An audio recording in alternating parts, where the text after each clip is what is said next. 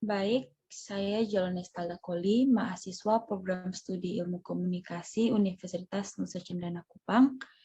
Bersama dengan dua teman saya ingin mempresentasikan hasil resensi buku kami untuk memenuhi tugas seminar masalah-masalah komunikasi jurnalistik. Adapun buku yang kami gunakan adalah Komunikasi Kontekstual, Teori dan Praktik Komunikasi Kontemporer.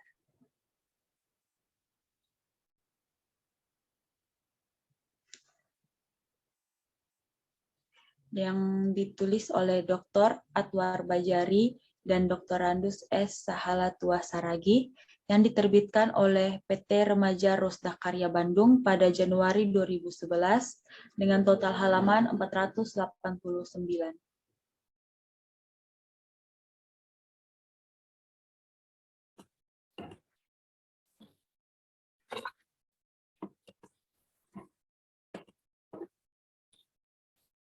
Baik, saya akan menjelaskan. Perkenalkan, saya Stefanita Fui, dan saya akan menjelaskan isi dari buku tersebut. Yang pertama ada bagian A, ragam ruang epistemologi komunikasi. Bentuk ruang kelas dalam metode quantum learning pada dasarnya sama dengan ruang-ruang kelas di sekolah-sekolah lain. Yang khas dalam metode ini terletak pada kebijakan pihak sekolah dalam menetapkan pengelolaan ruang kelas, otonomi yang dimiliki siswa yang menjadikan siswa mengembangkan kreativitas yang dimiliki.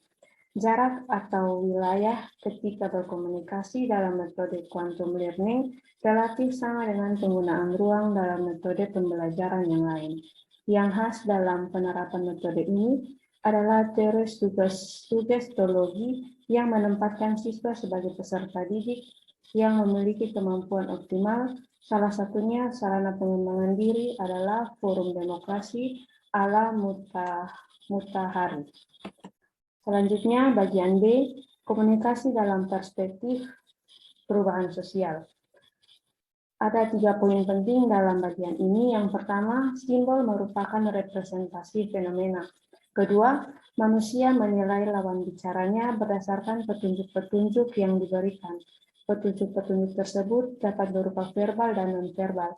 Petunjuk tersebut juga akan membentuk kesan dalam benak lawan bicara. Kesan yang terbentuk selanjutnya akan mempengaruhi perlakuan yang diberikan. Melalui pesan-pesan verbal dan non-verbal, orang-orang Madura manajemen komunikasi mereka untuk mencapai tujuan yang dikehendaki diterima etnis Dayak. Selanjutnya akan dijelaskan oleh teman saya.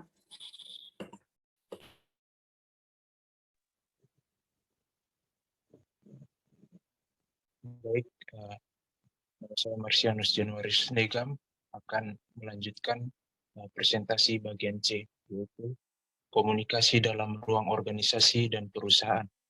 Yang pertama, dalam menjalani proses sosialisasi budaya organisasi pegawai baru, mengalami proses pembelajaran budaya secara bertahap, dimulai dari tahap perkenalan, perjumpaan, penyesuaian, dan tahap kompetensi.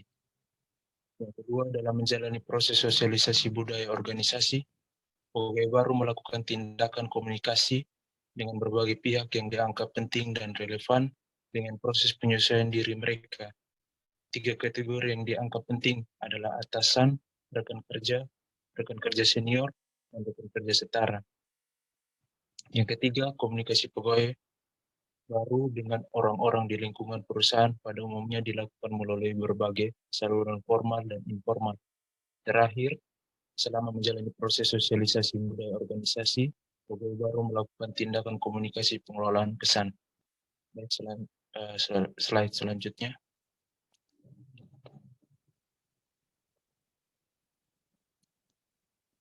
Baik, yang bagian D, komunikasi dalam ruang perspektif politik.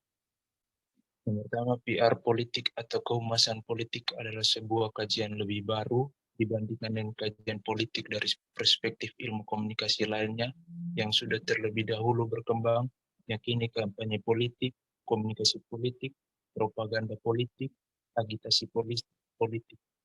Yang kedua, pemikiran dan tingkah laku politik masyarakat Indonesia yang multi etnis ini sebenarnya bukan dipengaruhi oleh campuran nilai budaya berbagai suku bangsa, melainkan sebaliknya. Yang terakhir, kemampuan komunikasi seorang PR dalam bentuk lisan dan tulisan yakini ia harus mampu berbicara di depan umum, harus mampu melakukan presentasi maupun wawancara dalam upaya fakta dan data dari mewawancarai pers, wartawan, dan komunikasi lisan lain. Baik, selanjutnya akan dijelaskan oleh teman saya.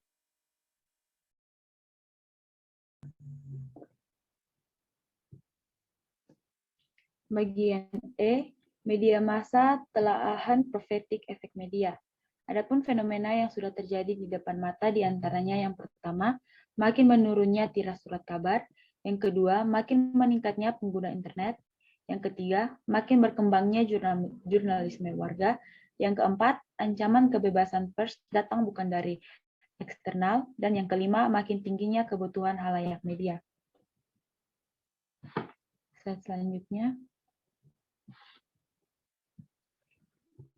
Dr. Victor Manayang mengutip pendapat Lambert, katanya, suatu pekerjaan dapat disebut profesi bila memenuhi beberapa kriteria antara lain. Yang pertama, pekerjaan penuh waktu. Yang kedua, praktisinya sangat berdedikasi pada tujuan profesi. Yang ketiga, cara memasuki dan bertahan dalam profesi diatur oleh sebuah organisasi formal yang berstandar profesional.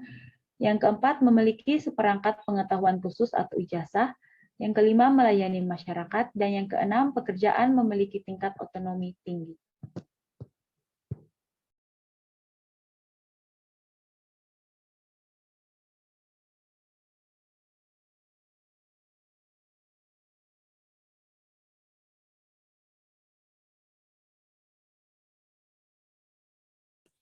Baik, selanjutnya saya akan menjelaskan tentang kelebihan buku.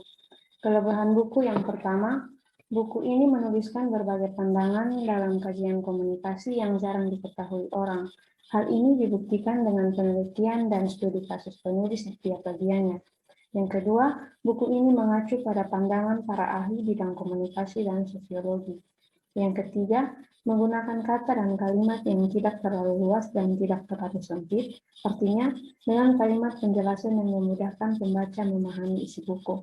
Dan yang keempat, penulis menyertakan contoh kasus nyata yang mampu membuat pembaca lebih mudah mengerti maksud dan tujuan topik yang dibahas.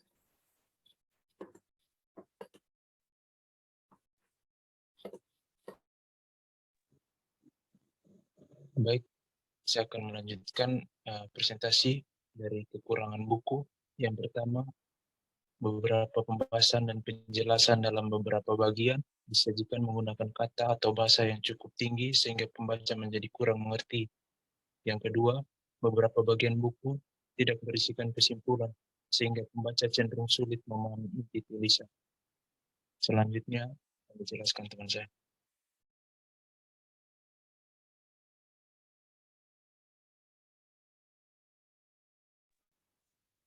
Baik, demikian hasil presentasi kami dari kelompok 10.